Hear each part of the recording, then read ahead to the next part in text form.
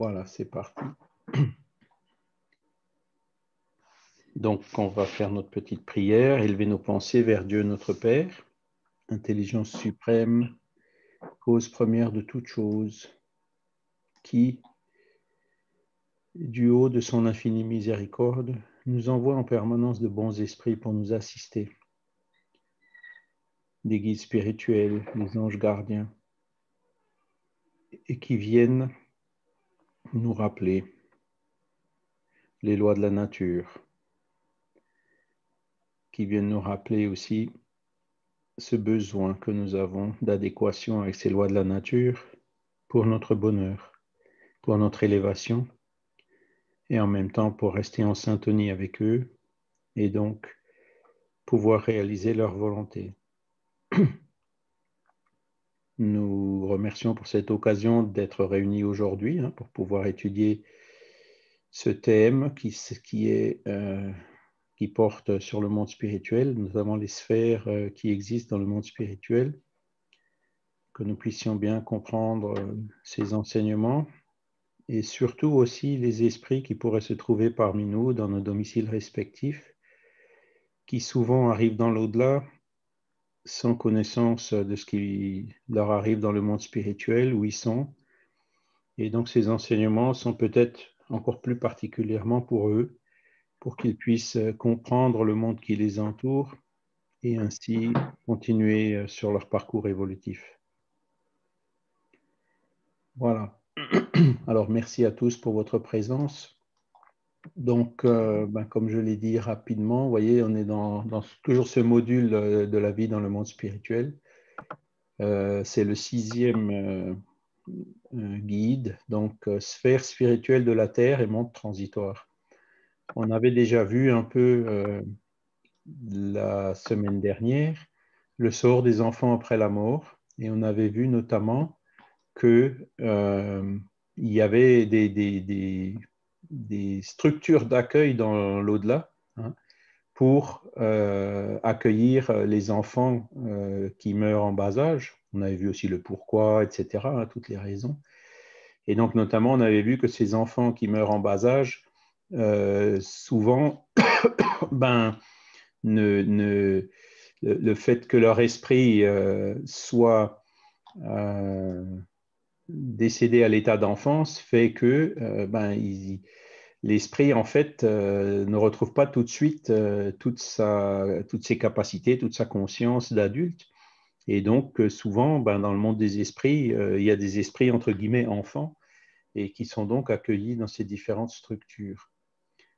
Je ne sais pas si je vous l'avais dit la dernière fois, mais on a dans une des dernières revues Spirit, on a publié un témoignage, donc c'est une communication médiumnique qui avait été reçue dans le groupe de Michel Buffet à Narbonne, et où il y a eu donc la communication d'un enfant, en fait, qui était même, je dirais, mort en très très bas âge, puisqu'il avait subi un avortement. Et donc on voit très bien dans son expression, dans sa façon de parler, qu'il parle comme un enfant, il se communiquait comme un enfant. Et donc tout ça, voilà, ça fait chaque fois des convergences de preuves. On a chaque fois plus d'éléments qui viennent nous confirmer toutes ces choses-là. Voilà. Alors, sphère spirituelle de la Terre et des mondes transitoires. Donc là, on a une chance inouïe, c'est que on a ce fameux livre et ce fameux film DVD sur de nos solars qui donc explique, donne déjà un exemple par l'image, un peu romancée évidemment, mais quand même très très réaliste. Alors attendez, je surveille toujours ma salle d'attente. Voilà, il y a deux, Evelyne et Eve qui nous rejoignent, Fernanda et Eve qui nous rejoignent. Voilà, donc qui de façon illustrative nous explique ce qui se passe dans nos solars, ce qui se passe avec l'esprit André Louis. Et on voit en fait un peu toutes les phases des différents modules qu'on a vus jusqu'à présent, là, de 1 à 5. Qu'est-ce qui se passe quand il est mort, où est-ce qu'il se retrouve, comment est-ce qu'il est secouru à un moment donné, etc. Et donc, qui illustre bien ces choses-là qui existaient déjà en principe dans les livres d'Alan Kardec, mais qui, dans ces œuvres de Chico Xavier, sont vraiment développées et illustrées avec beaucoup plus de détails, donc grâce à ce travail réalisé par cet esprit André Louise et par le médium Chico Xavier. Voilà.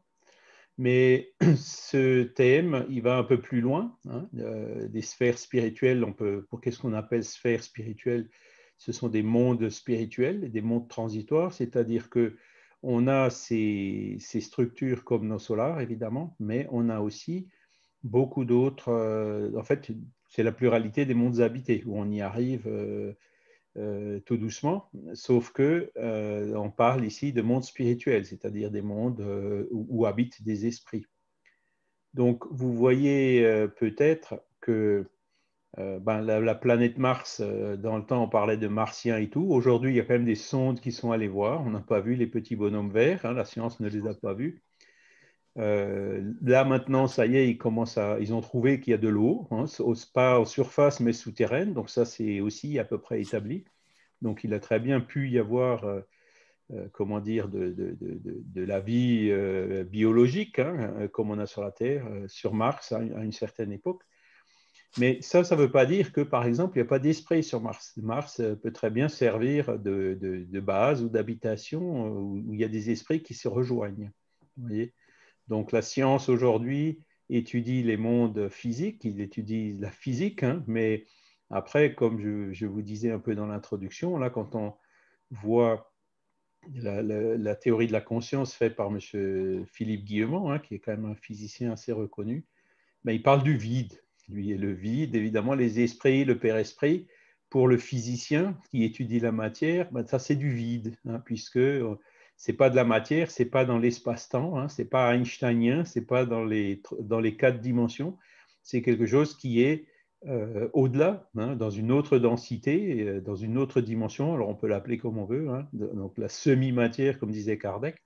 Et donc ça, pour les scientifiques, c'est du vide. Donc voilà, c'est pas parce que sur Mars, les caméras qui étaient là-bas et les sondes et les robots n'ont pas pu filmer de bonhommes verts que sur Mars, ça ne veut pas dire que là, il y a peut-être une colonie d'esprits. Voilà. Alors, on va donc parler de ces différentes sphères, les différentes caractéristiques et aussi les mondes transitoires. Qu'est-ce que ça veut dire, monde transitoire, dans la littérature de Kardec? Donc, suivant que l'esprit est plus ou moins épuré et dégagé des liens matériels, attendez, je vais vous le mettre un peu plus grand. Hop. C'est embêtant parce qu'il y a toujours un volet qui descend là et qui me cache le menu. Alors, hop.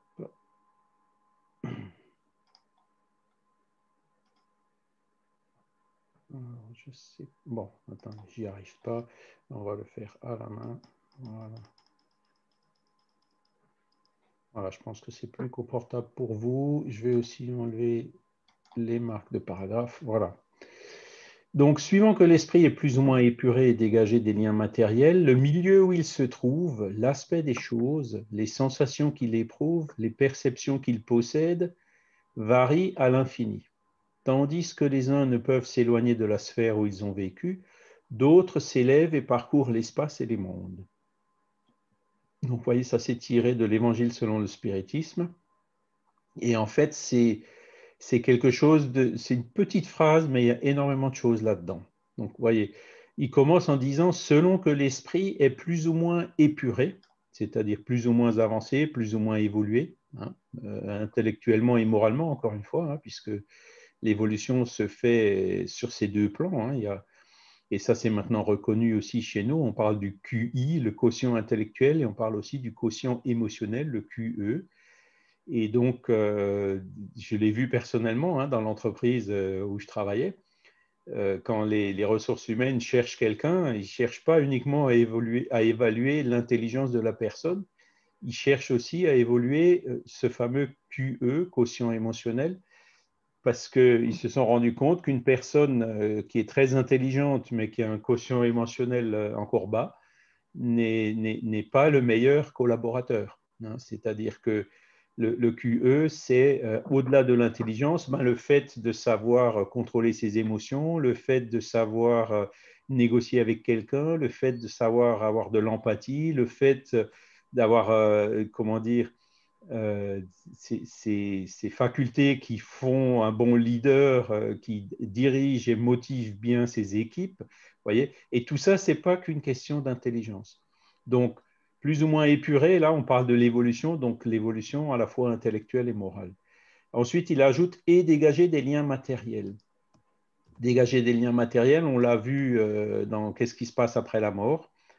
Il y a des esprits qui mettent plus ou moins de temps pour se dégager de leur corps physique après la mort. Et plus ils étaient attachés à la matière, plus plus ce dégagement est lent. Voilà. Et il peut d'ailleurs durer très longtemps dans certains cas, comme on l'avait vu, hein, notamment le cas des suicides. Voilà.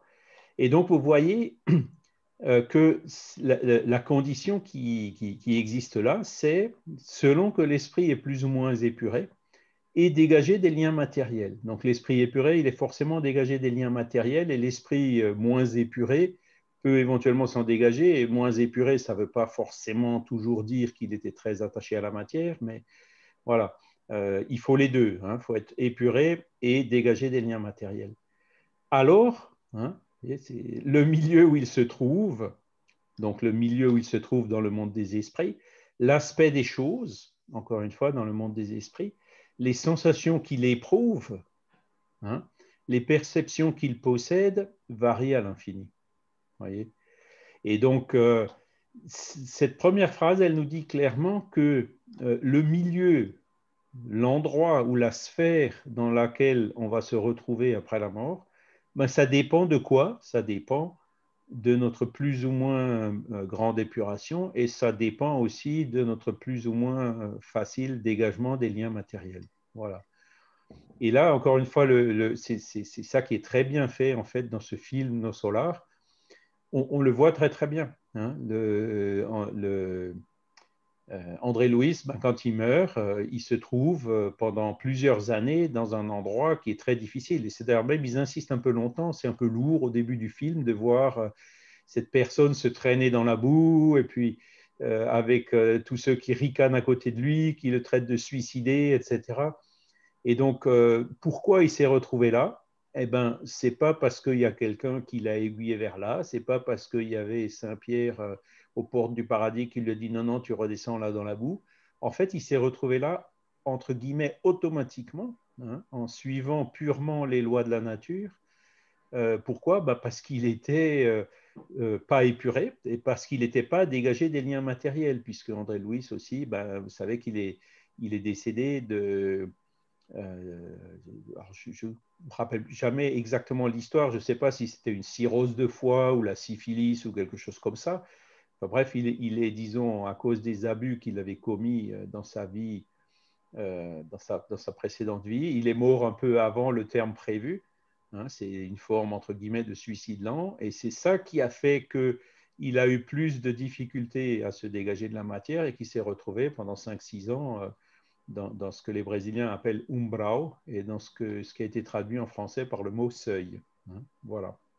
Donc, vous voyez, c'est purement une question d'affinité. Hein. C'est vraiment en fonction, c'est la loi des affinités, hein, qui se ressemblent, s'assemblent. En fonction des pensées qu'on a, on finit par se retrouver dans un monde équivalent. Voilà.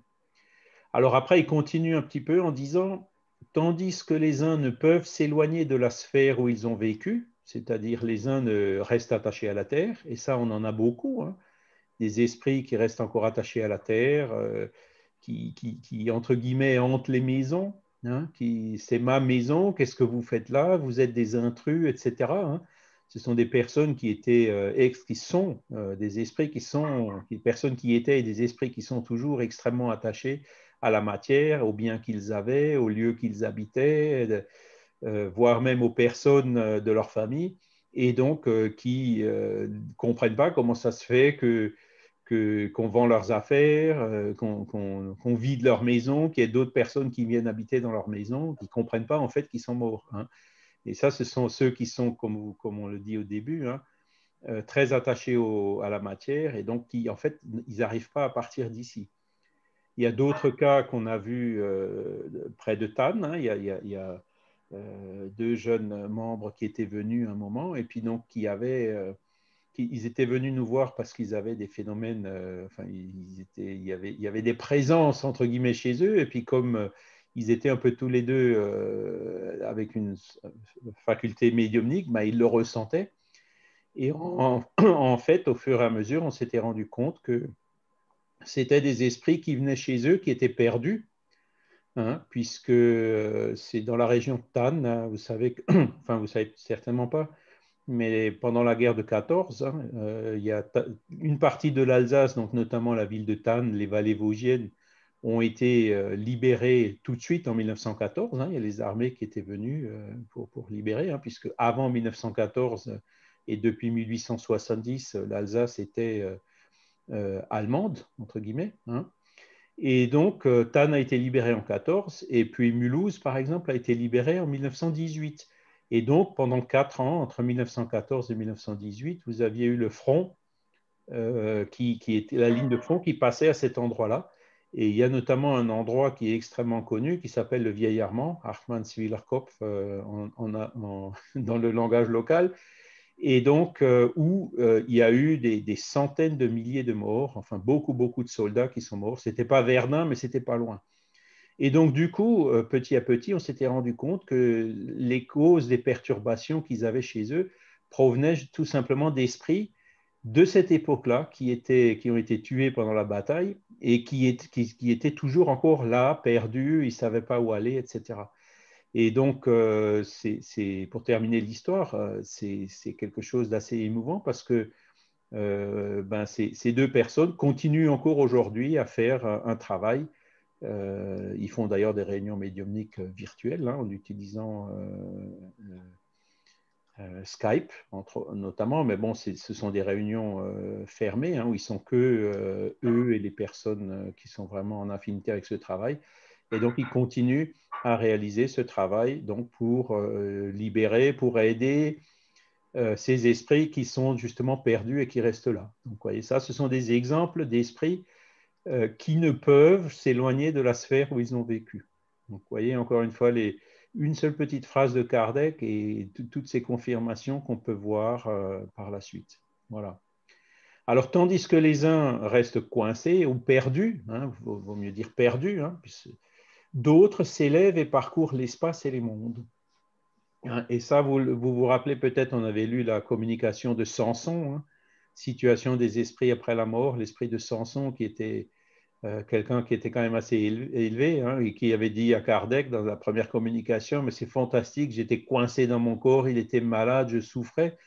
Et puis d'un moment à l'autre, après très très vite, hop, je me suis trouvé libre, je pouvais aller où je voulais, entre guillemets, donc parcourir les espaces et les mondes.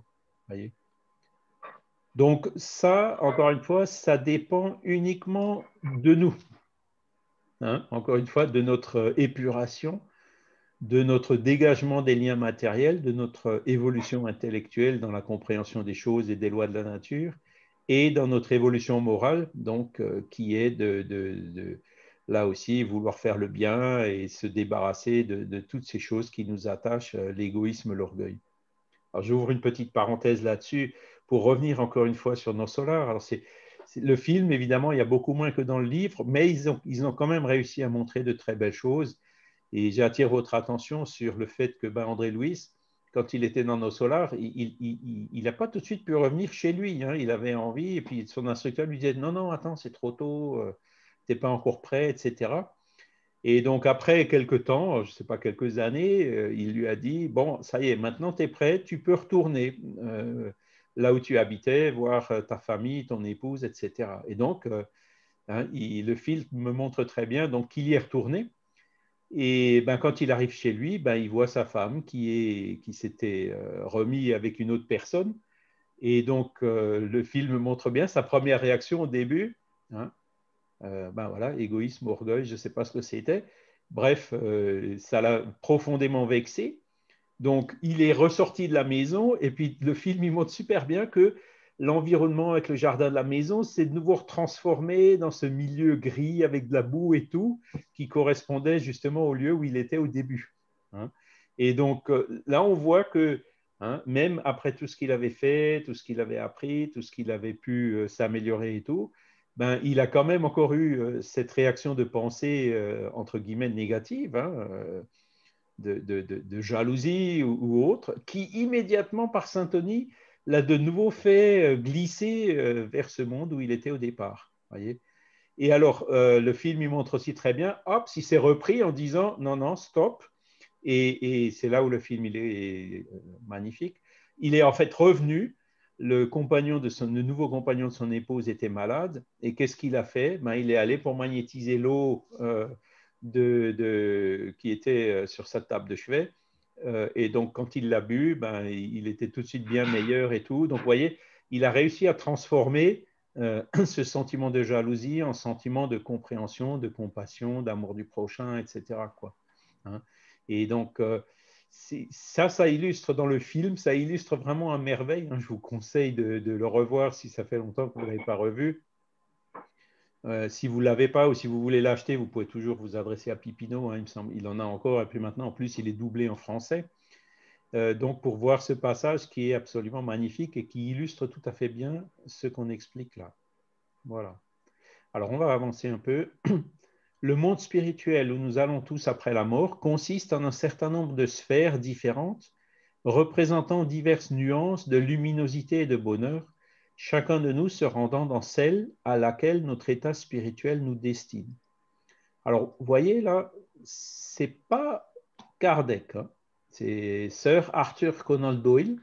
Alors oui, oui, c'est lui, hein, c'est bien le Conan Doyle de Sherlock Holmes, qui était spiritualiste et qui a écrit un très très beau livre, hein, notamment celui-ci, Histoire du spiritisme. Conan Doyle a très bien connu Léon Denis dans les années 1920. Il était venu plusieurs fois en France. Il a traduit le livre Jeanne d'Arc Médium. Vous vous rendez compte? Jeanne d'Arc, hein, et il est anglais, il l'a traduit en anglais. Hein. Et donc, il venait notamment en France donner des conférences. Et en fait, ces conférences faisaient sensation. Il y avait des milliers de personnes qui venaient. Pourquoi? Parce que ben, il projetait déjà des images qu'il obtenait. Hein. C'était le tout début des vidéoprojecteurs. Alors, il faisait ça avec des films et puis des projecteurs de l'époque, évidemment. Mais donc, dans ces conférences, en fait, il projetait les images qu'il avait obtenues, donc des phénomènes paranormaux, des formes qui se sont matérialisées, etc. Voilà. Et donc, il a écrit ce livre où il dit exactement la même chose. Voyez. Après la mort, il y a plusieurs sphères, plusieurs mondes différents, plusieurs lieux différents, hein, et on y va, chacun de nous s'y rend dans celle à laquelle notre état spirituel, donc encore une fois, notre état d'évolution nous destine. Voyez. C'est toujours ce phénomène cette loi d'affinité qui gouverne ça. Alors, on va aller vers Emmanuel, donc André Louis et Chico Xavier, pardon. Donc, le spiritisme a commencé le travail inestimable de rendre concret la continuation de la vie après la mort, phénomène naturel du chemin de l'ascension, hein, puisque, encore une fois, 100% de probabilité, on va tous y passer un jour. Donc, on est un peu là, entre guillemets, pour s'y préparer, pas pour que ce soit dans 5 minutes ou demain, mais même si c'est dans 30 ans ou dans 40 ans ou dans plus longtemps pour les jeunes, bah, forcément, un jour, on va passer par là. Et le fait de savoir à quoi s'attendre, hein, c'est comme quand on va visiter un pays qu'on ne connaît pas, le fait d'avoir quand même un peu étudié comment le pays fonctionne, quelle est la monnaie, qu'est-ce qu'on peut trouver, qu'est-ce qu'on mange, etc., ça nous aide quand même, une fois qu'on arrive dans ce pays, à pouvoir nous adapter, nous acclimater et à pouvoir nous en sortir. Ben là, en fait, c'est un peu le même principe, quoi. Un jour, on va y aller, donc voilà. Il faut arrêter de faire la politique de l'autruche, il faut essayer de comprendre à quoi ça ressemble. Et c'est le but justement de ce module et de ce cours. Voilà. Des sphères multiples de l'activité spirituelle s'interpénètrent dans les divers secteurs de l'existence. La mort n'interrompt pas la collaboration, le soutien mutuel, l'intercession réconfortante, le travail évolutif. Les dimensions vibratoires de l'univers sont infinies, ainsi que les mondes qui peuplent l'immensité. Voilà. Donc là, il confirme exactement ce qu'on a vu à l'instant, c'est-à-dire que ben, partout, il y a des esprits, hein, dans le vide, dans l'espace, sur les différentes planètes, sur la Terre ou ailleurs. Et donc, ces différents lieux où les esprits se rencontrent, hein, ces différentes sphères, comme c'est appelé dans le titre, donc, ont des dimensions vibratoires différentes. Il y en a qui disent là aussi plus ou moins lumineux. Vous voyez? Alors, c'est où? Sphère multiple. Ouais, je l'ai. Tiens.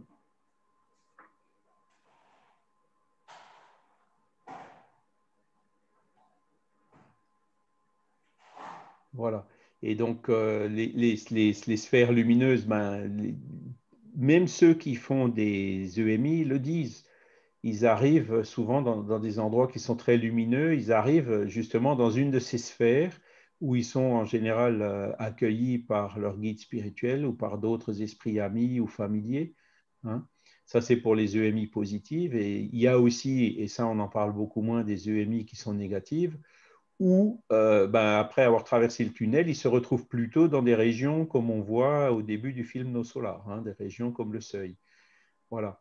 Et donc, ces sphères-là, voilà, c'est confirmé, elles existent et elles peuplent ces mondes-là peuplent l'immensité. Pardon. Alors oui, il y a des mondes particulièrement affectés aux êtres errants, des mondes dans lesquels ils peuvent habiter temporairement. Sorte de bivouac de camp pour se reposer d'une trop longue erraticité, état toujours un peu pénible. Ce sont des positions intermédiaires parmi les autres mondes, graduées suivant la nature des esprits qui peuvent s'y rendre, et ceux-ci jouissent d'un bien-être plus ou moins grand. Voilà, donc ça c'est ce que les esprits avaient répondu à Allan Kardec à la question numéro 234. Donc on avait vu les esprits errants dans un cours précédent, hein, donc c'est des esprits en fait qui sont libres en général, certains sont perdus, d'autres pas, et donc là on voit où ils sont, hein, c'est-à-dire il parle de bivouac, de camp pour se reposer. Nos solars, en fait, c'est un petit peu ça. Hein, c'est un peu. Alors, c'est un bivouac et un camp assez sophistiqué, puisque vous avez vu dans le film qu'il y a des maisons, qu'il y a des constructions, que c'est organisé, idéalisé, hein, un peu comme ce qu'on a sur la Terre, mais en mieux. Et donc, où les esprits, après une vie, ils se récupèrent, ils se reposent, etc. Et ça, vous le voyez aussi on le retrouve dans plein d'autres livres, hein, où les esprits, quand ils se retrouvent, ils sont un peu comme dans un espèce d'hôpital, hein, c'est un peu Nos Solars au début, où il y a un guide spirituel qui les emmène visiter les différentes activités, il y a des conférences, enfin, il y a tout un tas de choses. Et le but de ça, c'est justement que l'esprit retrouve ses énergies, qu'il retrouve sa situation, qu'il arrive à se reposer, hein, après une vie ou une erraticité un peu longue et un peu pénible. Et donc, il va dans une des sphères, comme décrit ici dans ce paragraphe et comme on a vu dans les points précédents. Voilà. Est-ce que vous avez des questions à ce stade?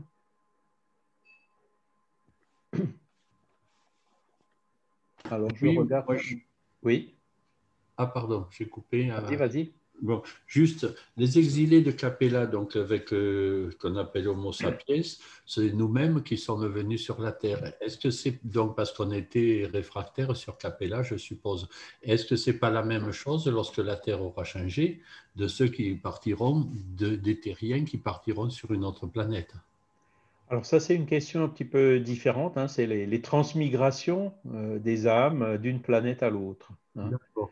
Donc effectivement, ce que tu appelles les exilés de Capella, c'est comment dire le complément apporté par Chico Xavier dans son livre Vers la lumière, et donc qui correspondent à ce que Kardec il appelait la race adamique. Hein. Ce sont effectivement des esprits qui sont venus d'une planète plus avancée que la Terre, vers la Terre, pour aider la Terre à évoluer. D'accord? Alors, moi, je suis pas, je me classe pas dans ces esprits-là, tu vois. Moi, je faisais partie justement des Cro-Magnons, des gens qui peignaient avec leurs mains sur les parois des cavernes. J'étais un homme préhistorique sur la Terre quand ces gens-là sont venus. Et donc, ces esprits-là, en fait, sont venus et qu'est-ce qu'ils ont fait?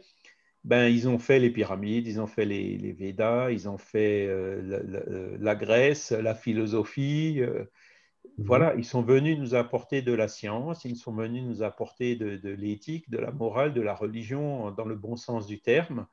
Ils sont venus nous apporter leur savoir hein, de leur planète pour nous faire avancer, nous. Et c'est là où on voit effectivement, c'était à peu près il y a 10 000 ans, hein, puisque les Védas, c'est à peu près cet Mhm. âge-là. Il y a même maintenant 12 000 ans, ils ont retrouvé des choses en Turquie, me semble-t-il, qui sont encore plus anciens que les Védas, l'écriture, enfin, ils sont venus apporter toutes ces choses-là. Hein. Alors que encore peu avant, quand on est 15 ou 20 000 ans en arrière, on voit vraiment ben, Cro-Magnon, et alors il y avait déjà l'art, il y avait déjà la grotte de Lascaux, il y avait déjà plein de choses. Hein. Mais il y a vraiment eu, comment dire, un saut évolutif quand ces esprits-là sont venus de cette autre planète. Alors, pour faire le lien entre cette question et le sujet d'aujourd'hui, ben, ces esprits-là, bon, Capella, c'est quand même, je ne me souviens plus, quelques années-lumière, donc vous voyez, c'est pas, quand même 40, pas tout à fait la porte à côté. Hein, hein. 40 années-lumière. 40, voilà. Donc, si on pouvait voyager à la vitesse de la lumière, il nous faudrait 40 ans. Donc, si on voyage à la moitié de la vitesse de la lumière, hein, qui demande déjà une énergie colossale, il nous faudrait une vie pour y arriver. Donc, vous voyez, ben, les esprits ne sont pas matériels, ils sont encore une fois pas dans l'espace-temps, donc ils ne sont pas soumis à ces limites Mhm. de la vitesse de la lumière et de l'énergie infinie pour y arriver, quand la masse n'est pas nulle, évidemment. Ils ne sont pas soumis à ça, donc ils peuvent voyager beaucoup plus vite. Mais il est tout à fait possible que lorsqu'il y a ces transmigrations, ben, qu'on ait justement des étapes, des endroits, des bivouacs, etc., pour ce genre de choses. Donc, cette transmigration d'esprit, cette transition entre un monde primitif et le monde d'expiation et d'épreuve que nous sommes aujourd'hui, et le monde primitif qui était le monde préhistorique, a eu lieu donc il y a environ 10 000 ans. Et aujourd'hui, on est en train de traverser une transition similaire. Hein. C'est ce qu'on appelle le changement, le passage d'un monde d'expiation et d'épreuve où le mal domine encore sur le bien, donc c'est tout à fait notre situation sur la Terre, vers un monde de régénération où les deux sont. Alors, peut-être le bien dominera déjà sur le mal, mais en tout cas, il y aura un bien meilleur équilibre entre le bien et le mal dans ce monde de régénération. Donc, on est en plein dans cette transition. Elle a déjà commencé il y a quelques siècles et c'est là où on a un petit débat avec certains autres spirites en France. Il y en a qui disent non, non, dans 30 ans, c'est bon, on va y être. Et moi, je dis, ce sera plutôt dans 300 ans. Donc, on discute un petit peu de temps, mais enfin bon, peu importe, on va y arriver tôt ou tard. Et il y a certaines descriptions qu'on trouve dans certains témoignages de Chico Xavier, par exemple, parce que dans cette transition qu'on a aujourd'hui, comme Kardec l'explique bien dans le dernier chapitre de la Genèse selon le spiritisme, hein, les temps sont arrivés. Je vous conseille vraiment de le lire. C'est vraiment un chapitre qui est magnifique. Et d'ailleurs, tout le livre, hein, de chapitre 1, caractère de la révélation spirit, jusqu'à ce chapitre-là, ils sont vraiment fantastiques. Vous pouvez le trouver, bien sûr, sur l'encyclopédie Spirit gratuitement, ou si vous voulez acheter le livre, Jean-Pierre, il pourra vous le procurer, hein, Jean-Pierre Pipineau. Donc, les esprits qui sont retors, qui sont vraiment endurcis dans le mal et tout, eh ben, et quelque part, eux, ils décrochent. Hein, et ils vont, comme ça s'est produit à l'époque de Capella, ils sont peut-être déjà intelligents, ils ont déjà la science, ils ont déjà des notions de société, de littérature, d'art. Ils vont aller se réincarner dans une autre planète qui est à l'état où était la Terre il y a une dizaine de milliers d'années. Donc il y a une émigration de ces esprits qui sont en retard par rapport à l'évolution de la Terre.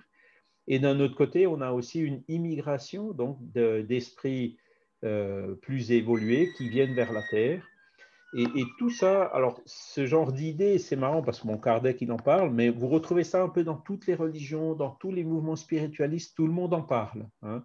Alors les catholiques, ils en parlent d'une façon un peu, euh, comment dire, dogmatique, mais on vous parle par exemple de l'ère du Verseau, on vous parle des enfants indigos, on vous parle de toutes ces choses-là, hein, donc, qui illustrent, en fait, tout le monde sent qu'on est en train de passer par cette transition.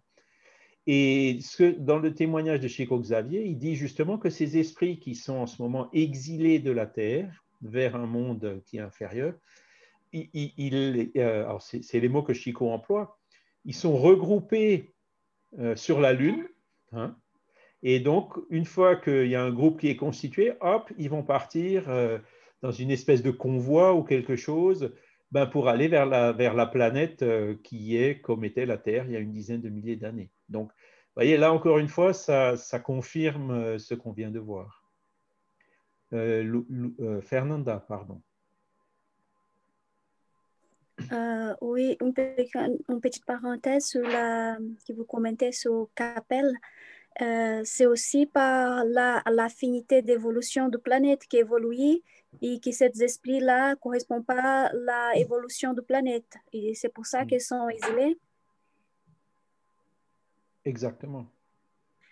Et dans le texte qu'on parlait, dans le texte, là, il y a le livre, je ne sais pas s'il y a en français, Les cartes des mortes de Chico Xavier. Non, celui-là, on ne l'a pas. Non?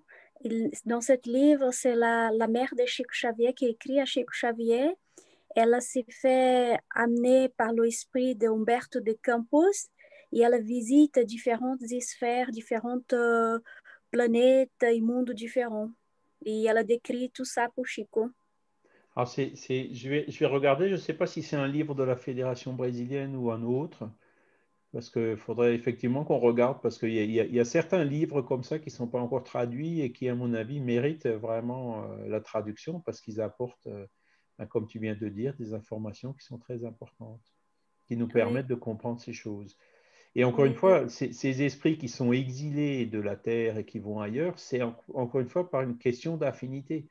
La Terre, bon, il y a encore beaucoup d'horreurs qui se produisent sur la Terre et tout, mais la vibration générale de la Terre, elle augmente doucement, mais elle augmente sûrement. Et donc, ces esprits qui sont encore déphasés, qui sont en retard par rapport à ça, ben, quelque part, l'affinité se perd et quelque part, entre guillemets, le mot que je peux employer, il décroche. Vous voyez ce que je veux dire? Et ce décrochage, c'est quelque chose aussi qui suit tout simplement les lois de la nature. Et les esprits qui sont là pour les regrouper, pour organiser des convois, etc., ce n'est pas eux qui vont, comme on prend des prisonniers, on les met dans un convoi ou dans un train. Ce n'est pas comme ça que ça se passe. C'est chacun qui se retrouve à cet endroit-là, justement à cause de son état d'esprit, de son état évolutif. Voilà. Et puis les autres esprits qui viennent d'une autre planète, ben, alors là, on est quand même déjà dans un degré un peu plus élevé. Donc, soit c'est la même chose qui se produit par rapport à cette planète-là, qui elle aussi évolue encore un peu plus, soit ben, il y en a qui choisissent de venir en tant que missionnaires. Alors, pourquoi je disais que je ne faisais pas partie des esprits qui étaient venus de Capella? Parce que la majorité de ces esprits, en fait, sont certainement déjà retournés là-bas, hein, puisque, vous voyez, ils sont venus, ils ont construit des pyramides, ils ont apporté la philosophie. Il y a quand même des esprits qui ont fait énormément de choses dans l'art et tout ça. Et bon, c'est pas sûr que ces esprits soient restés sur Terre pendant le Moyen Âge. Vous voyez ce que je veux dire? La Terre, elle a quand même mis du temps à évoluer. Donc, il y en a certainement qui sont venus de cette époque-là qui sont encore là. Mais si c'est le cas, ce sont vraiment des esprits très élevés, quoi. Voilà, qui sont ici sur la Terre. Et c'est pour ça que je dis, ben, moi, je ne fais pas partie de ceux-là. Voilà. C'est ça qui me manquait comme élément. Je pensais qu'on était tous des gens de Capella. Voilà. En tout cas, moi, pas. Toi, non. Bon. Voilà. Après, Non, chacun y voit pour ce qui le concerne. Mais moi, avec les boulets que je traîne, non, je ne suis pas venu de là-bas, hein, clairement. D'accord. Et Merci. une dernière parenthèse, si tu me Oui, permets. oui, oui, bien sûr. Sur dans le texte là qu'on parlait aussi de le degré des différents niveaux évolutifs de l'esprit, dans l'exemple que tu as donné du livre Norsula, là aussi, il y a aussi le André de Louise, qui, par exemple, sa mère, elle habitait déjà dans des sphères très supérieures. C'est ça. Et du coup, elle était déjà dégagée de le corps plus la matière plus grossière de notre esprit, le Père Esprit, elle avait plus cette enveloppe-là. Et pour venir visiter André-Louise, elle a dû remettre cette enveloppe plus grossière pour y aller dans cette sphère qui était André-Louise. Et quand Voilà. André-Louise a déplacé pour aller la visiter dans la sphère qu'elle était, elle était allée en dédoublement en esprit. Son père esprit a resté en os là et elle allait avec cette côté plus subtil de son esprit à visiter sa mère qui habitait déjà dans des sphères plus supérieures. C'est ça. Voilà. Je ne me rappelais plus de cet aspect-là et c'est bien de nous le rappeler, effectivement. Et ça montre, ben, encore une fois, cette loi d'affinité. Et puis, quand ces bons esprits viennent vers la Terre, ça doit être, entre guillemets, lourdingue pour eux, hein, comme on dit en français. Hein. Mais bon, ils viennent quand même. Voyez, Jésus, il est venu, il s'est même incarné. Hein. Bon, son corps, il n'a pas tenu longtemps, il a tenu 30 ans, mais avec un esprit, je dirais, de ce calibre-là, le corps, c'est un petit peu comme une ampoule de 220 volts qu'on alimente à 380 volts. Elle ne tient pas longtemps, hein, vous voyez. Et donc, voilà, c'était une des raisons. Et puis encore, c'était à peu près l'espérance de vie à l'époque, hein, une trentaine d'années. Mais c'était suffisant pour qu'il puisse nous apporter ces lumières, pour qu'il puisse nous apporter tous ces enseignements qu'on redécouvre aujourd'hui, hein, après des siècles de dogmatisme et d'interprétation erronée par les représentants des religions officielles. Voilà. Alors, on va continuer un petit peu rapidement. Il y a plusieurs demeures dans la maison de mon père. Si cela n'était, je vous l'aurais déjà dit, car je m'en vais pour préparer un lieu. Et après que je m'en serai allé et que je vous aurai préparé le lieu, je reviendrai et vous retirerez à moi, afin que là où je serai, vous y soyez aussi. Vous voyez, donc, on retrouve dans les évangiles, donc dans Jean, ici en l'occurrence, Jésus, il parle clairement de ça, de la pluralité des mondes habités. Donc, ce n'est pas quelque chose de nouveau que le spiritisme a inventé. Ça existait déjà dans les évangiles il y a 2000 ans, vous voyez, de façon très claire. Hein. Voilà. Et donc, le spiritisme, il est venu justement interpréter ça de façon, avec un langage d'aujourd'hui. Hein. La maison de mon père, c'est l'univers. Hein. Les différentes demeures, c'est les différents mondes, hein, que ce soit des planètes, que ce soit même nos solars, semble-t-il, c'est quelque part dans l'espace, hein, ce n'est pas posé sur le sol. Hein. Vous voyez, c'est des esprits, ils n'ont pas besoin d'un support matériel comme nous quand on est incarné. Hein. Et donc, voilà, offre aux esprits incarnés, ou les esprits qui habitent ces mondes, des séjours appropriés à leur avancement. Voilà. Et donc, ces paroles peuvent aussi s'entendre de l'état heureux ou malheureux de l'esprit dans l'ératicité. Donc, c'est chacun selon son degré d'évolution. Hein. Voilà. Et donc, Kardec, vous voyez, il apporte toutes les explications, l'interprétation d'aujourd'hui dans un langage simple et clair. Quoi. Voilà. Les uns peuvent s'éloigner de la sphère où ils ont vécu, d'autres s'élèvent et parcourent les mondes. Certains esprits coupables errent dans les ténèbres. Les heureux jouissent d'une clarté resplendissante et du spectacle sublime de l'infini. Ça, on le voit très bien dans la deuxième partie du livre Le ciel et l'enfer d'Allan Kardec. Là, vous avez les témoignages des esprits et où on voit très bien, il y en a qui sont immédiatement libérés, hein, ils s'envolent comme un oiseau, alors que d'autres, en fait, restent accrochés, parfois même à leur corps en décomposition, etc. Ou alors restent dans des mondes qui sont très, très lourds. Voilà. Ou alors sont tout simplement perdus, quoi, parce qu'ils ne comprennent pas ce qui leur arrive. Prenez l'esprit, par exemple, de quelqu'un qui pensait que après la mort, il y avait Saint-Pierre qui allait l'aiguiller à droite de Dieu et tout, mais il est où Dieu? C'est où la droite? Il est où Saint-Pierre? L'esprit, il est un petit peu perdu, hein, dans tout ça. C'est avec ces idées fausses qui sont données du monde des esprits, ça n'aide pas justement à ce que les esprits puissent se retrouver plus facilement de l'autre côté. Voilà. Après, le méchant bourrelé de remords, gémit, etc. Vous voyez, donc ça explique bien la situation de l'esprit après la mort en fonction de ce qu'il a fait de son vivant. Et alors ça, moi, bon, je ouvre encore une fois une petite parenthèse, Vous pouvez lire Kardec, vous pouvez lire le livre des esprits, le livre des médiums qui donne des exemples, l'évangile selon le spiritisme qui explique toutes ces lois morales et tout. Mais moi, franchement, c'est le ciel et l'enfer, et pourtant c'est un peu le moins lu, qui m'a énormément aidé. La première partie, c'est surtout parce que mon disque dur, là, il a été formaté par l'éducation catholique. Hein. Vous savez qu'en Alsace, l'éducation religieuse, elle n'est pas obligatoire, mais elle est proposée par défaut dans les écoles dès le plus jeune âge. Hein. Donc, j'ai été formaté par le catéchisme catholique et ses idées d'anges, de démons, d'anges déchus, etc. Et la première partie du livre m'a fait énormément de bien, justement pour comprendre qu'est-ce qui fait sens et qu'est-ce qui ne fait pas sens là-dedans, mettre un peu d'ordre dans toutes ces idées, hein, et entre guillemets, reformater le disque dur plus en accord avec les lois de la nature universelle. Et d'un autre côté, la deuxième partie du livre des esprits, du ciel et l'enfer, avec tous ces esprits qui viennent dire voilà ce qui m'est arrivé, voilà ce que j'ai fait de mon vivant, voilà pourquoi je suis comme ça, etc. Ça aussi, je vous assure, là, c'est vraiment la démonstration par l'exemple. Hein.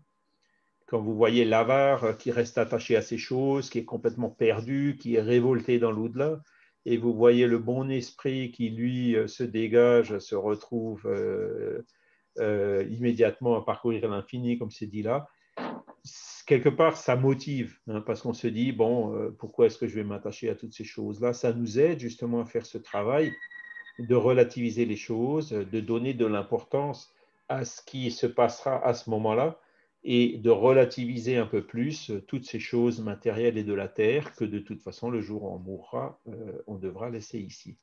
Et c'est vraiment la démonstration par l'exemple. C'est les esprits eux-mêmes qui viennent témoigner de ce qui se passe. Et personnellement, encore une fois, c'est vraiment quelque chose d'extrêmement convaincant, hein, et entre guillemets motivant. Voilà. Alors après, André Louis, bon, il y a 13 livres. Hein. Moi, je dois vous avouer, j'en ai peut-être lu la moitié, mais il y en a certains qu'il faut encore que je les lise, je ne les ai pas tous lus, qui expliquent tous ces mondes de l'au-delà et donc qui donnent beaucoup, beaucoup plus de détails. Ça va même un peu loin en disant que même les bons esprits, quand ils traversent certaines zones un peu lourdes, ils sont obligés de se protéger. Ils ont des espèces de châteaux fortifiés où ils se retrouvent justement en tant qu'étape avant de continuer et puis ils passent même assez discrètement dans certains autres lieux. Enfin, il va vraiment très très loin dans ses descriptions. Voilà. Alors après, évidemment, comment ces mondes-là ils sont faits, comment nos solars il est fait, hein? C'est pas de la matière, encore une fois, pourtant pour eux, il y a une réalité. Il y a bien des maisons, il y a bien des rues, il y a bien des salles, il y a des chaises, il y a les aérobus, comme ils disent, hein, qu'ils utilisent pour pour se déplacer. Donc tout ça, ça existe. Et moi, la première fois que j'ai lu ce livre, j'ai dit, mais attends, c'est Avatar, quoi. C'est, entre guillemets, de la fiction, hein. Et non, parce que quand on comprend ce que Kardec il appelait le laboratoire du monde invisible, hein, dans le livre des médiums, où il parle d'un esprit qui avait des objets comme une tabatière et tout ça, et l'esprit lui explique, oui, mais il n'utilisait pas le mot idéoplastie, Kardec, hein, c'est un mot qui est venu après. Donc l'esprit lui disait, c'est par la force de ses idées, il combine les fluides pour fabriquer des objets qui pour lui ont une réalité. Même si pour nous, on les voit pas, on les perçoit pas, c'est entre guillemets de la semi-matière. Pour les esprits, c'est réel. Nos solars, par exemple, on ne le voit pas. Si c'était au-dessus de nous, dans le ciel quelque part, on verrait une tache, quelque chose. Non, on voit rien.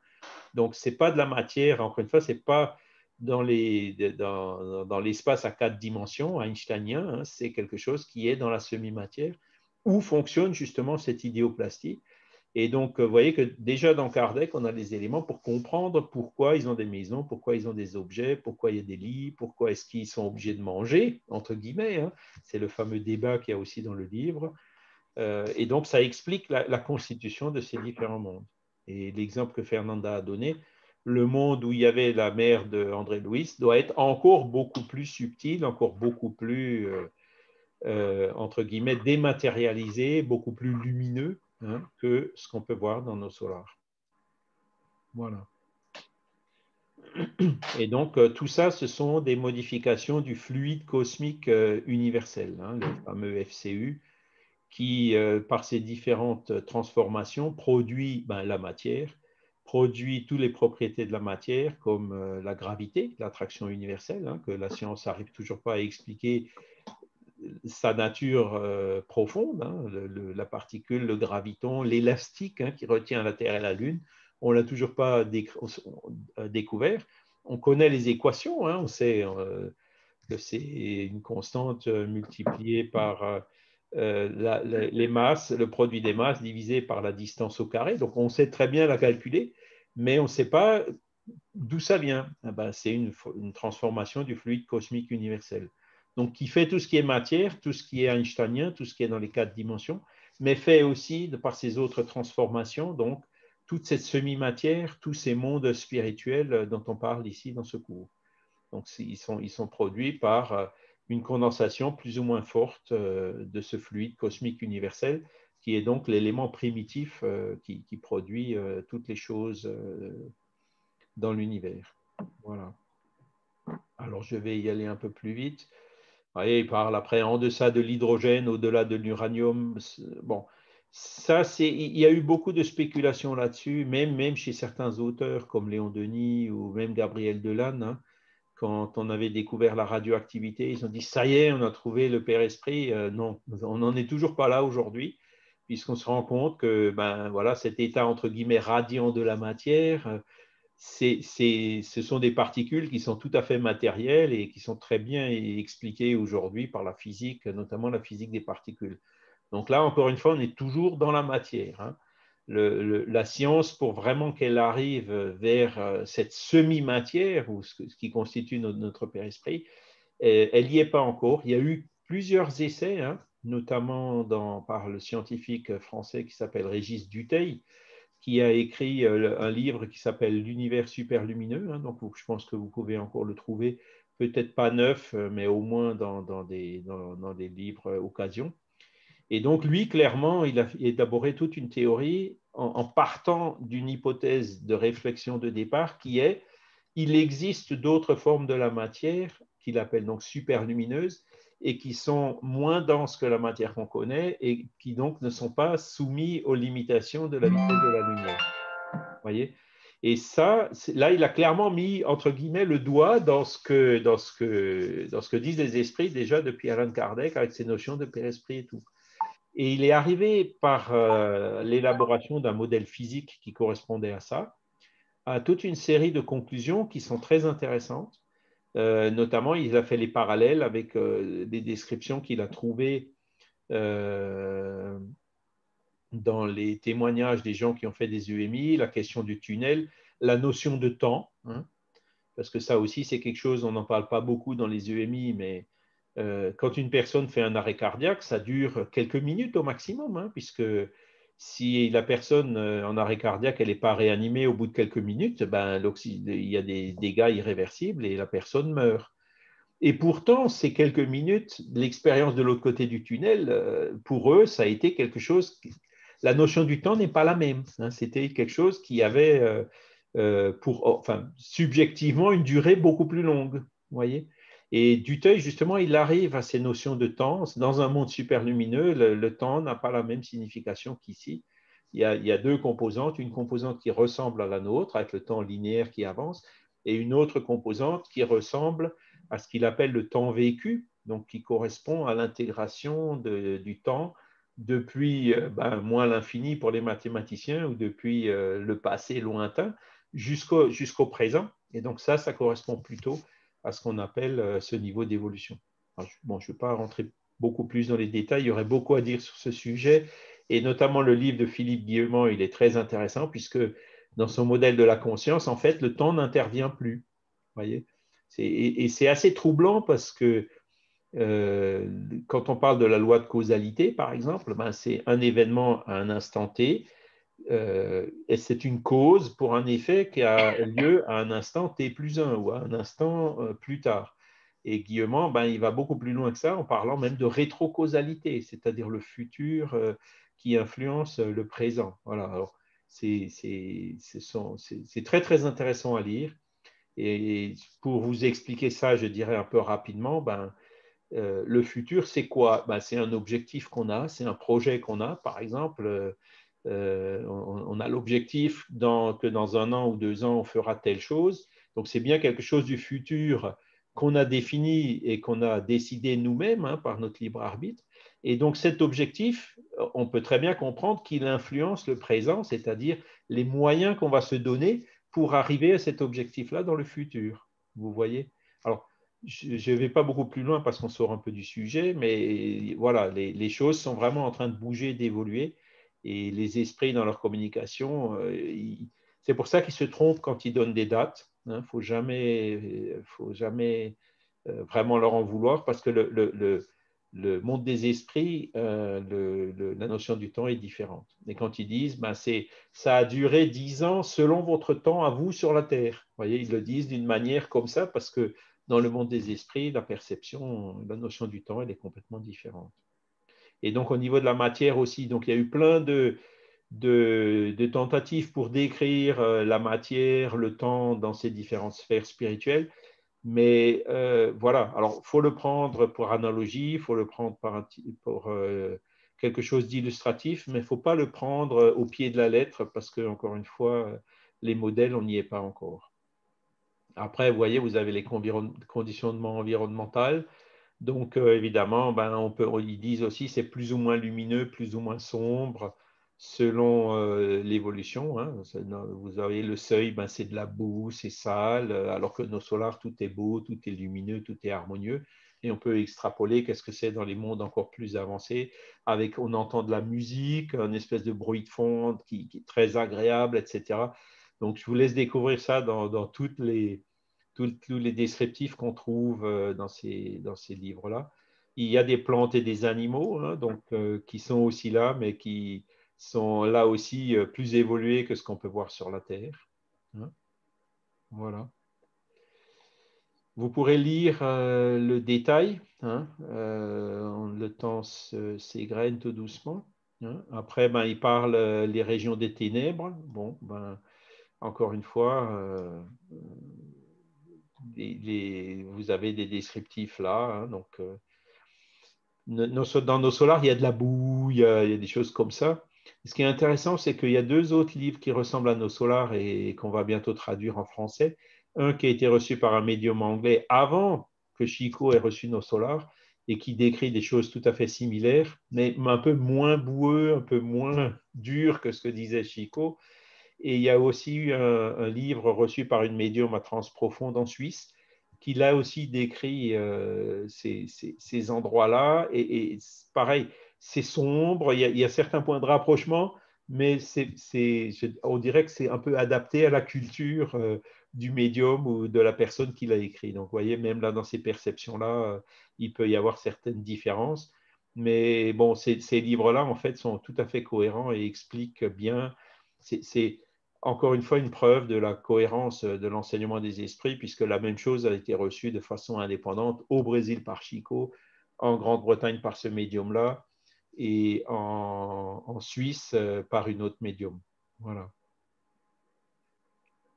Alors, vous voyez, donc là, c'est André Louis qui explique, hein, il vous dit, dans ces espaces, ces mondes difficiles, des bruits étranges, des cris sauvages, des gémissements, etc., des oiseaux monstrueux, voilà.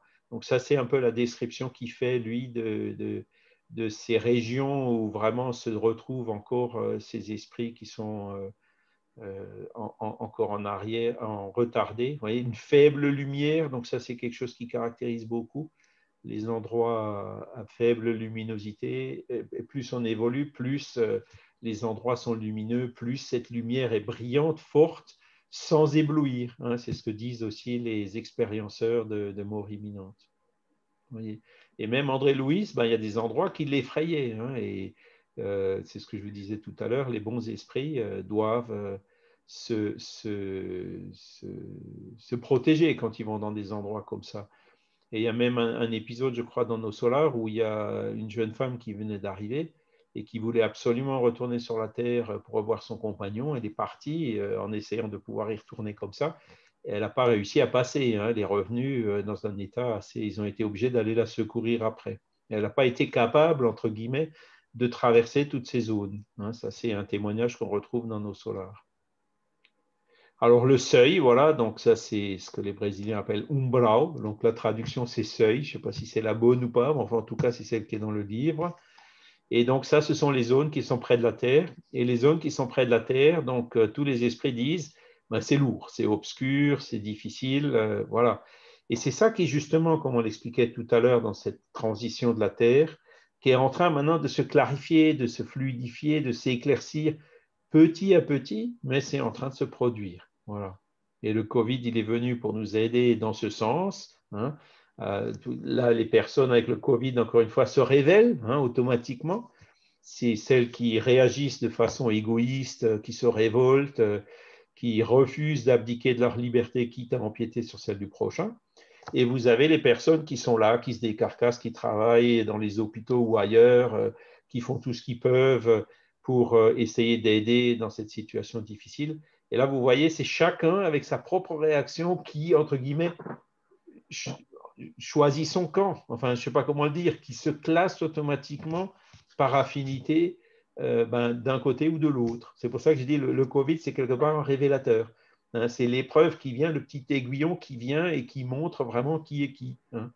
Parce que quelqu'un qui n'est pas forcément bon, ou qui est même petit, je dirais encore assez arriéré, tant qu'il est tranquille, tant que personne ne l'embête, on ne se rend pas compte. Hein. Mais c'est le moment où, hein, quand on touche là, où on met le doigt là où ça fait mal, là, la personne d'un coup explose, se révolte et révèle vraiment sa vraie nature. Voilà. Ça, c'est sur la Terre, mais dans le monde des esprits, évidemment, ils ont une vision beaucoup plus large et ils arrivent à voir ces choses-là beaucoup mieux que nous. Voilà. Alors, est-ce que vous avez des questions? Après, vous avez, vous voyez, les sphères spirituelles de transition, ben c'est entre les deux, quoi, entre le seuil et les régions supérieures. Et nos solars, notre demeure, hein, qui est typiquement située dans une de ces transitions. Il y a pas mal de textes et d'indications. On n'a pas le temps de tout voir là en une heure. Hein.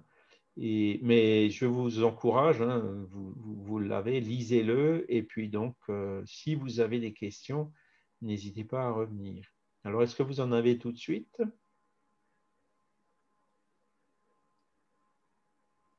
Est-ce que c'est clair?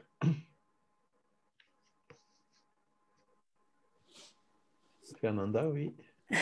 Je crois que c'est Très moi encore. disciplinée avec la petite main bleue, là. Je m'excuse.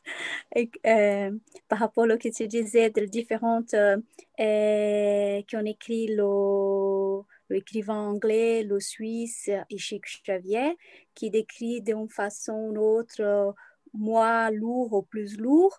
C'est aussi que dans l'umbral, il y a aussi des différents degrés plus lourds ou moins lourds. C'est vrai. Oui, c'est vrai. Et les esprits quand ils vont en mission et tout ça, à part de les châteaux aussi que tu décrivais, il y a aussi des barrières énergétiques que les esprits ils font, qui empêchent que les autres esprits, que cette énergie les affecte ou que les affecte le travail qu'ils sont en train de réaliser dans des sphères très inférieures. Ils se protègent, effectivement. Et Oui, puis, avec des barrières énergétiques. voilà. Et après, bon, ce qui est clair, c'est que ce qu'on dit dans les prières. Notre ange gardien, lui, en fait, il est, entre guillemets, toujours près de nous. Alors, près de nous, ça ne veut pas dire qu'il est forcément à côté, hein, puisque, comment dire, le contact, encore une fois, les distances n'existent pas dans le monde spirituel ou n'ont pas la même signification que chez nous. Donc, il arrive certainement à se syntoniser avec nous sans forcément être physiquement présent.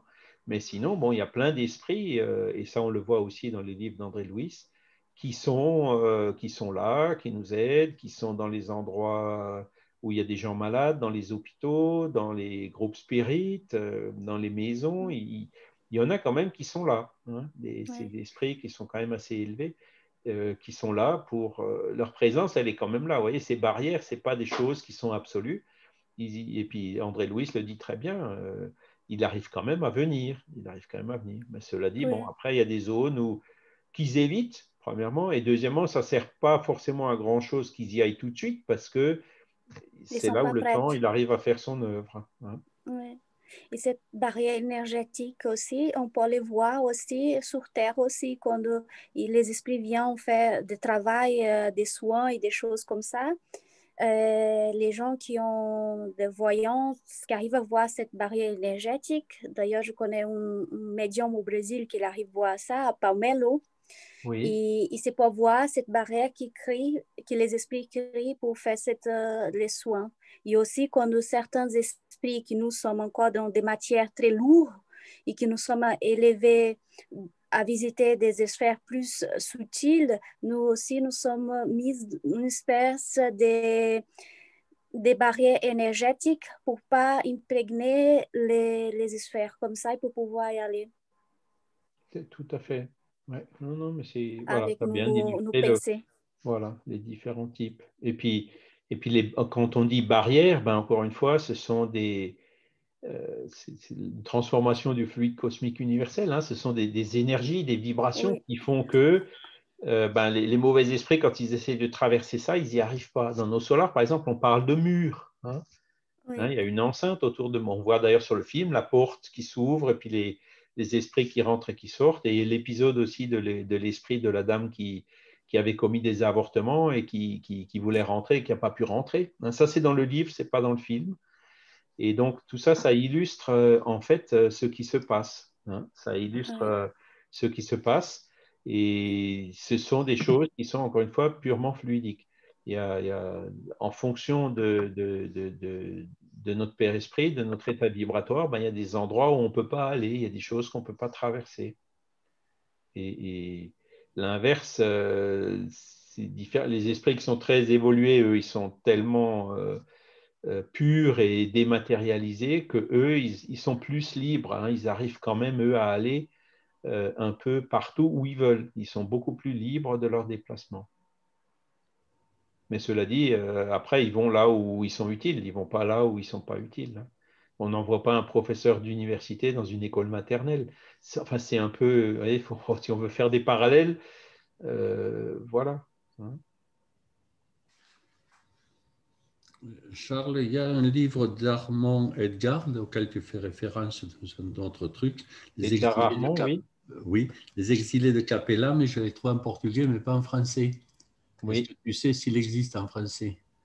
Euh, je sais pas. Je Non. l'ai pas vu encore, mais on peut. Je connais des personnes qui suivent beaucoup Edgar Armand. Hein. Oui, Donc, il y a le Césac de Bruxelles avec Régis et Yann. oui. Ou alors Lénire, on peut peut-être aussi demander à Lénire, puisqu'elle connaît bien, pour Mhm. savoir si eux, ils doivent savoir si le livre est déjà traduit en français ou pas. D'accord, j'irai À ma fouiller. connaissance, non. Non, d'accord. Après, de la littérature, bon, je ne veux pas, comment dire, aller un petit message aux plus jeunes d'entre vous. Donc, vous voyez, il y a plein de trucs, on dit il faut les traduire. Ouais, mais bon, la traduction, c'est un boulot infini. Et j'avais un jour un collègue spirit, enfin j'ai toujours, hein, que je connais bien encore aujourd'hui, qui m'avait demandé un jour, il était relativement beaucoup plus jeune que moi, qui m'avait demandé un jour, Charles, est-ce que tu as un livre sur le Père Esprit? Je lui ai dit oui, j'en ai un. Ah, est-ce que tu pourrais me le prêter? Oui, oui, je te l'envoie par la poste, pas de souci. Et 2 jours après, il me dit, hey Charles, j'ai bien reçu ton livre, mais il y a un problème, il est écrit en portugais. Ah, je lui ai dit, ben oui. Et donc, indirectement, je lui ai dit, tu sais, si tu veux pas passer à côté de plein de choses, il vaut mieux que tu apprennes à lire le portugais. Et donc, depuis, il a appris à lire le portugais. Et puis voilà, la quantité de littérature à laquelle il a accès a été multipliée par 10, quoi. Hein. Et le portugais, bon, moi, je l'ai appris quand j'étais jeune. Évidemment, plus on est jeune, plus c'est facile à apprendre. Ça m'a pris quelques semaines, quelques mois, parce que c'est quand même une langue qui est très, très proche du français. Et donc, voilà le conseil que je donne aux plus jeunes. N'hésitez pas à apprendre le portugais, parce que si vous voulez attendre que tous les livres soient traduits, vous devrez certainement attendre assez longtemps. Merci, Charles. Je t'en prie. Alors après, je vois Philippe, là, notre ami Philippe. Donc pour toi, c'est facile. Hein. C'est la langue natale du Portugal. Voilà. Ben, écoutez, bon, le temps passe. Merci beaucoup à tous pour votre présence et votre participation. Donc, la semaine prochaine, voilà, on va toujours la vie dans le monde spirituel. Donc, on verra occupation et mission des esprits. Voilà, c'est-à-dire là, on a vu où ils sont, les différents mondes. Et donc, la semaine prochaine, on verra, mais et qu'est-ce qu'ils font dans ces mondes? Voilà. Donc, merci à tous pour votre participation. Merci aussi aux bons esprits de leur présence et de leur assistance, que ça puisse nous être utile pour notre travail, pour notre avancement. Et aussi, comme on l'a demandé au début, que ça puisse être utile, ces enseignements puissent être utiles, surtout pour les esprits qui sont là et qui sont perdus, pour qu'ils puissent là aussi continuer leur parcours évolutif. Voilà. Excellent dimanche à tous. N'oubliez pas, pour ceux qui sont inscrits cet après-midi, il y a la suite du congrès Médecine et Spiritualité. D'après ce que j'ai compris, il y a encore la possibilité de s'inscrire francophone. Donc, si vous n'êtes pas inscrit, que vous voulez y aller cet après-midi, allez sur le site, le SMA international, le congrès. Il y a le lien aussi sur le site du mouvement Spirit francophone, lmsf.org. Et il y a peut-être encore moyen de vous inscrire et donc vous recevrez un mail avec un lien Zoom pour participer en direct. Et aujourd'hui, il y aura aussi des séances de questions-réponses qui seront, elles, en direct avec tous les conférenciers présents. Sinon, toutes les vidéos, donc ils nous ont déjà confirmé, elles seront mises sur les différentes chaînes YouTube, y compris celle du mouvement Spirit francophone qui s'appelle Regard Spirit. Donc, vous pourrez voir toutes ces questions, toutes ces conférences en différé. Voilà. Merci beaucoup à tous et puis à bientôt. À dimanche prochain. Merci, au Merci, revoir. Charles. Bon dimanche. Charles. Bon Merci, dimanche au revoir. à tous. Merci. Bon dimanche. Bonjour tout le monde. Merci. Merci beaucoup.